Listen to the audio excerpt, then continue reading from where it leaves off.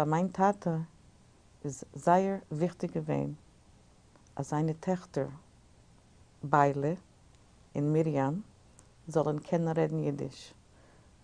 Ist sehr stolz. He was very proud. Ist sehr stolz gewesen mit uns, wenn ist raus und hat gekannt reden mit uns Yiddish. Wow!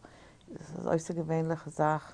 Als viele noch zu kommen in der neuen Welt in Amerika, die Kinder können noch reden Yiddish. And I'd like to point out, today when people speak about children speaking Yiddish, it's more of a Hasidic, religious Jewish Yiddish. Ours was a secular Yiddish. For my father, it was very important that we know about religion. We were both sent to what we call today parochial schools, Yiddish day schools.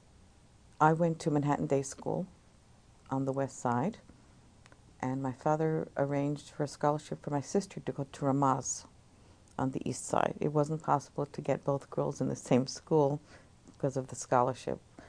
We didn't have money. Wir können nicht machen nach Panosse verkaufen jüdische Bücher.